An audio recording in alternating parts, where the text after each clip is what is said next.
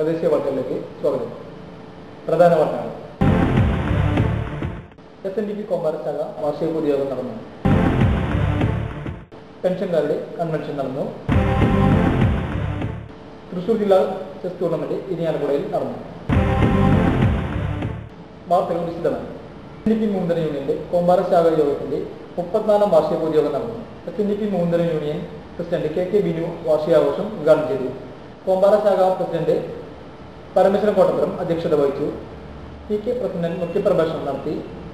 ഉത്തമൻ പാറയിൽ, അജയൻ തയ്യാറാട്ടിൽ, കൃഷ്ണപ്രസാദ് കണ്ടങ്ങത്ത്, സാത്വിക് മാലൻ എന്നിവർ സംസാരിച്ചു. ഇരിങ്ങാലക്കുട ഏരിയ കെട്ടിട നിർമ്മാണ തൊഴിലാളി യൂണിയൻ പെൻഷൻകാരുടെ കൺവെൻഷൻ നടന്നു. ഇരിങ്ങാലക്കുട നഗരസഭാ ഹാളിൽ നടന്ന കൺവെൻഷൻ ജില്ലാ സെക്രട്ടറി കോനിക്കര പ്രഭാകരൻ ഉദ്ഘാടനം ചെയ്തു. ജില്ലാ കളക്ടർ അധ്യക്ഷത വഹിച്ചു. AV Ajayan, AV Balakrishnan, DK Baiju, KS Udayakumar എന്നിവർ പങ്കെടുത്തു. ജൂൺ 19, 20 തീയതികളിൽ ഇരിങ്ങാലക്കുടയിൽ വെച്ച് നടക്കുന്ന സംസ്ഥാന ചെസ് ടൂർണമെന്റിന്റെ മുന്നോടിയായി തൃശൂർ ജില്ലാ ചെസ് ടൂർണമെന്റ് ഇരിങ്ങാലക്കുടയിൽ നടന്നു. Irinjalakuda press club president KK Chandran tournament ഉദ്ഘാടനം ചെയ്തു.